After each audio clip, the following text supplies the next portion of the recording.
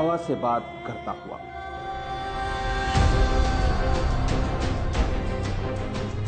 रेत के सीने को चीरता हुआ, बिजली की रफ्तार से कुछ हिंदुस्तानी सपूतों का एक छोटा सा कारनामा तारीख के पन्नों में अपनी जगह बनाने, आंखों में एक अजीम मकसद लिए अरब की जमीन करबला की तरफ रवां। हल मिन नासिरिन यंसुरना। नबी मोहम्मद साहब के नवासे इमाम हुसैन ने जब करबला में इंसानियत से यह सवाल किया, है कोई जो मेरी मदद को आए? इतिहास ने देखा कि इंसानियत से किए गए इस सवाल के जवाब में इमाम की मदद के लिए अपने घरों से जो हक परस्त निकले, वो रसूल का कलमा पढ़ने वाले मुसलमानों के साथ साथ कांधे पे जनेऊ डाले, माथे पे तिलक लगाए कुछ हिंदुस्तानी ब्राह्मण भी थे।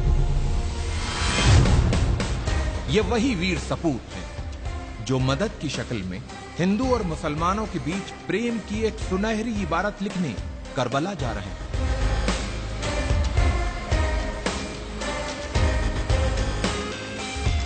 जालिम बादशाह यजीद अपनी हुकूमत के नशे में चूर होके इंसानियत का चेहरा बिगाड़ देना चाहता था,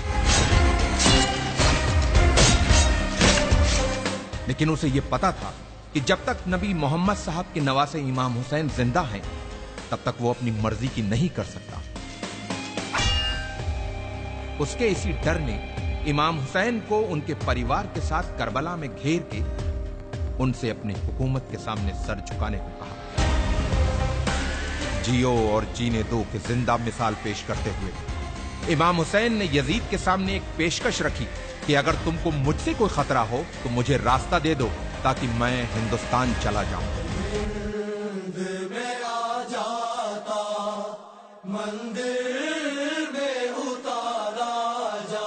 इमाम को दरियाए फरात के किनारे घेर लिया गया, उनके बच्चों और औरतों पर पानी बंद कर दिया गया। यह सब जुल्म यजीद के खत मिलने के बाद इब्ने जियाद ने इमाम हुसैन पे किए। इमाम की तरफ से भी खत लिखे गए। कहते हैं कि लोग मुसीबत में अपनों को याद करते हैं या फिर मुसीबत में जो साथ दे वही अपना होता।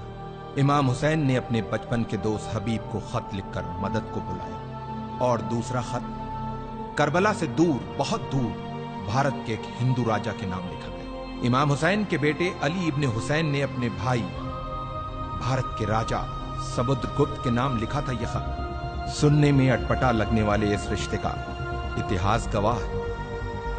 लगभग 1400 साल पहले की बात है। ईरान के बादशाह जो पारसी मजहब से थे, उनके दो बेटियां थी, मेहरबानो और शहरबानो।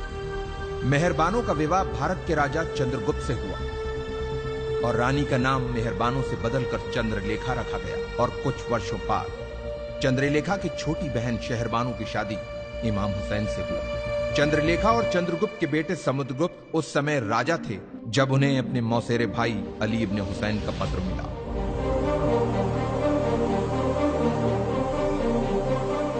राजा समुद्रगुप्त ने जल्द ही वीर सैनिकों की एक टुकड़ी तैयार करके उसे करबला की तरफ रवाना किया।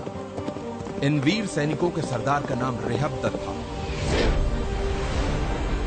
जो एक मोहियाल ब्राह्मण थे। अफसोस, जब रेहबदत अपनी सेना के साथ करबला पहुंचे तो इमाम हुसैन को शहीद किया जा चुका था।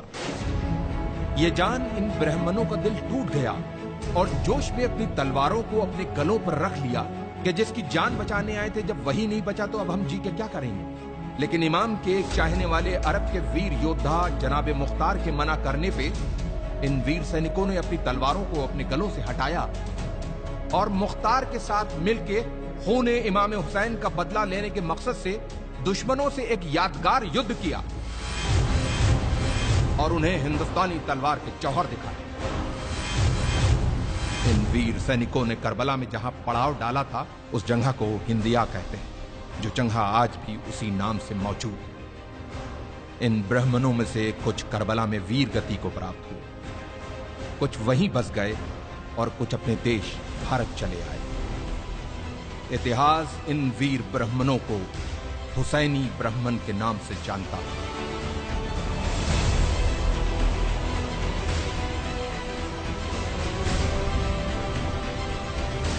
तारीख के पन्नों में दबी हिंदुस्तान और इराक की इस महान कहानी को हमारे लाखों सलाम।